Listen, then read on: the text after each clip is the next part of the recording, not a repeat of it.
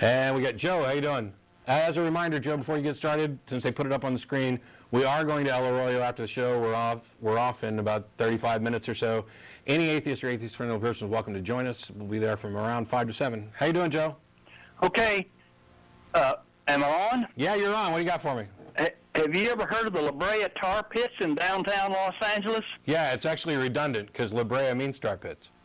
Whatever, but they've got a diorama in this beautiful museum that a millionaire put together. They've got thousands of bones. They're still digging them out of the tar.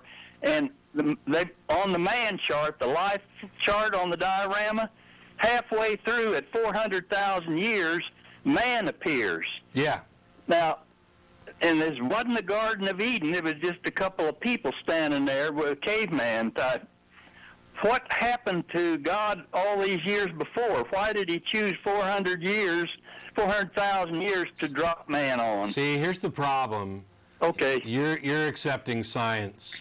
And as we're all well aware, as it shows on my T-shirt, the Earth is only about 4,000 to 10,000 years old. So all that stuff is just science lying.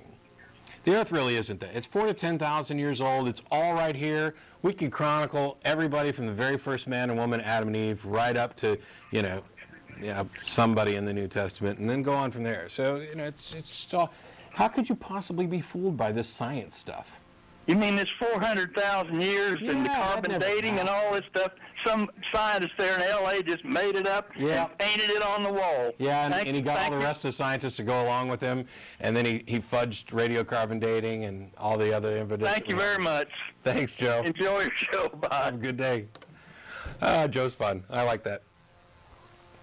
So we ended up, talking a little bit about, I think, young Earth creationist stuff, and, while I get a lot of email about, oh, you're incredibly patient with callers, or oh, you're incredibly mean to callers. So I try to mix it up a little bit, and really all I'm interested in is having a good discussion where somebody somewhere, I'm not necessarily trying to convince them any more than they're trying to convince me, somebody somewhere gets something out of it.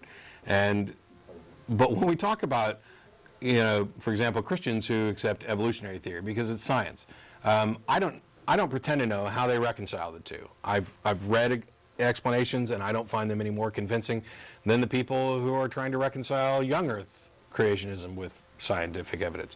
But it happens. So, you can't say that somebody is necessarily tied into one thing. But, we had a presenter today for the lecture, and I asked him a couple questions at the end of the lecture.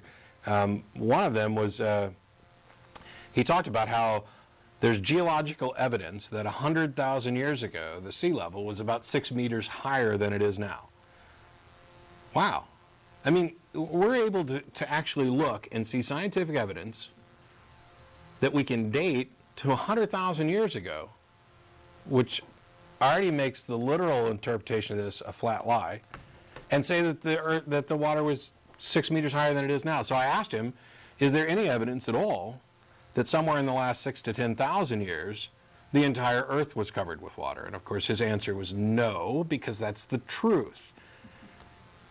I also asked if he was going to date the Earth, would it be more accurate to date it in thousands of years or in billions of years? And he, of course, said billions of years. So we'll be inviting him back because he's carrying the party line, this big scientific lie that's rubbing creationism the wrong way.